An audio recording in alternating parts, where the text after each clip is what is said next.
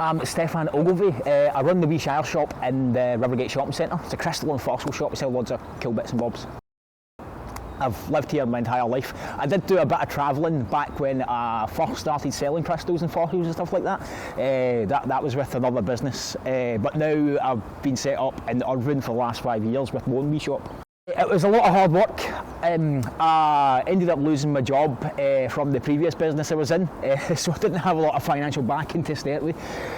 Saved up like £500 and then I managed to get a loan from the Scottish Government, which was another £500. So I had like £1,000 altogether. I got myself a week in a shopping centre and bought some stock, and I managed to make some profit. I reinvested that, and then that's how I managed to just kept the ball rolling, and eventually we ended up with a little shop in the Rivergate. I'd learned lots of interesting facts, which I'm quite good at. It's one of the things that I've always annoyed people with. I always like to tell people interesting facts that just pop into my head, and now I get to do that at the stall, which is fantastic. So I get to help people learn lots of different things about the fossils and crystals, and we have a really fun time doing it as well. My wee ducks, well, they are part of a spreading awareness campaign that we've started doing. So the ducks idea is originally started by CM Ducks Facebook page. They're a group. It stands for Chloe May. Facebook. She was a little girl that was diagnosed with brain cancer. And they've started this awareness thing to spread awareness about cancer. So. Spreading, using ducks to spread awareness, and that's partly why we're doing the duck thing on the stall. So we hide them and then give out wee prizes for it, and then we use that to reach more people on social media so we can spread more awareness. Well, so I was in the bath and I was doing my monthly check, and sadly I found a lump. I went to the doctors about that, and they wanted me to get scans and everything else done because they thought it looked weird, and eventually it came back saying that it was probably cancer. And when they find cancer in an area like that, it's just surgery straight away. So I lost a testicle, but that was fine. I've already got another one. But it was a bit traumatic, I'm not going to lie. And then we thought that was the cancer taken care of, but a year later, after I'd had a scan, they realised that it had spread to my lymph nodes, and that's why I had to go for chemotherapy, and that's why I have short hair at the moment, and it's only just grown back. It was a really, really tough process, something that I don't wish on anybody, and that's another one of the reasons that we're trying to spread awareness as much as we can. Was I worried about the treatment and the recovery? Yes, I was very worried. One of the main things I was worried about was the amount of time I'd have to take off of work, because I have my brother and a little bit of help, but I'm basically a one-man band when it comes to the shop. So if I'm not there, things don't happen. So it was a really, really tough year for us last year while I was trying to get through this, and then while I was recovering as well because I couldn't get back to the stall straight away. But we did manage to scrape by, and I got through to the other end, and we're all the better for it. The process from me getting diagnosed to when I got treatment, it was, I went into the doctor's office. They told me what the reoccurrence had happened to my lymph nodes, and they were like, right, you're going to start chemotherapy next weweek. Which wasn't the greatest because I'd booked a holiday to Toss de Mar, so I had to cancel it. But I'd rather get the chemotherapy done and get it out of the way. And then that was it. It was a four cycle process. So I'd go in for 5 days and get chemotherapy every single day, and then you'd go out for 3 weeks to get a break to let your body recover, and you go back in for your next session. And that was 4 different times I had to do that, and it was really tough. Every time you go in for it and then you come out again, you get 3 weeks recovery, but that's not enough time to fully recover from the chemotherapy. So every time you go on, you just gradually feel worse and worse and worse until by the end up you feel absolutely horrible. It was the worst thing I've ever been through in my entire life, and I don't wish it on anybody else. So what happened to Sawyer was I did not need to close. Luckily, I've got a brother whose heart is made of gold.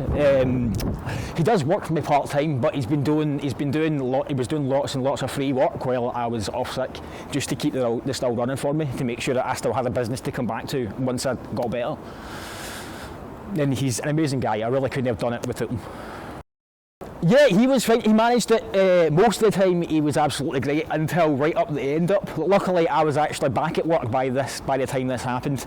He ended up getting involved in an incident with some of the local youths, we'll call them, where one of them ended up pushing him and he fell over and he actually broke his leg, which has been terrible because that means I've had to go back to work full time when I should really only be doing part time. While I'm still recovering. But sadly, you've got to do what you've got to do in this kind of circumstances we got put in. Have I been left with any side effects? Yeah, actually quite a few. Fatigue is one of the biggest ones. My batteries don't fill up to 100% like they used to.